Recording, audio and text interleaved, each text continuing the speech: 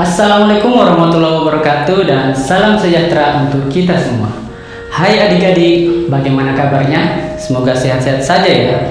Perkenalkan, nama saya Abdul Hakim, biasanya dipanggil Pak Guru Hakim.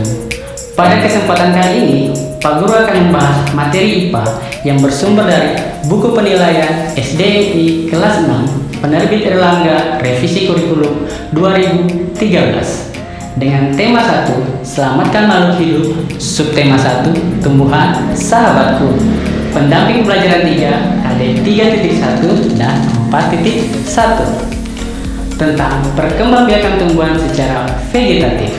Tujuan dari pembelajaran kita kali ini agar siswa dapat menjelaskan dan menyebutkan contoh-contoh yang berhubungan dengan perkembangbiakan tumbuhan secara vegetatif.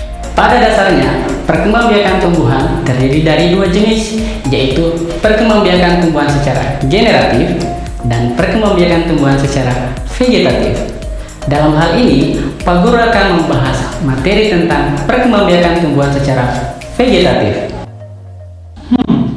Apa itu perkembangbiakan tumbuhan secara vegetatif? Perkembangbiakan tumbuhan secara vegetatif terjadi tanpa adanya peleburan sel kelamin jantan dan sel kelamin betina dari tumbuhan tersebut. Nah, tujuan dari perkembangbiakan tumbuhan secara vegetatif ini adalah menghasilkan tumbuhan baru dan sifat baru yang persis seperti induknya. Pada perkembangbiakan tumbuhan secara vegetatif dapat terjadi secara alami dan buatan. Namun, pada kesempatan kali ini, Pak Guru akan membahas materi tentang perkembangbiakan tumbuhan secara vegetatif alami. Pada perkembangbiakan ini, makhluk hidup baru terbentuk tanpa adanya bantuan manusia.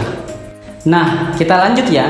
Untuk lebih jelasnya, Pak Guru akan menyebutkan contoh-contoh tumbuhan yang berkembang biak secara vegetatif alami. Yang pertama, tunas.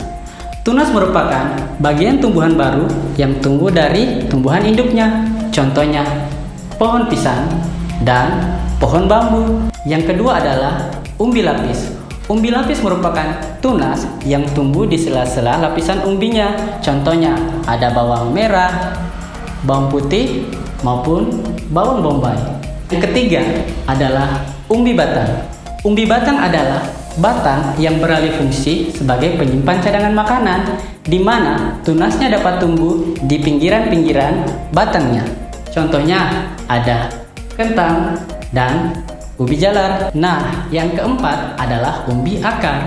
Umbi akar adalah akar yang beralih fungsi sebagai penyimpan cadangan makanan, di mana tunasnya dapat tumbuh dari pangkal batangnya.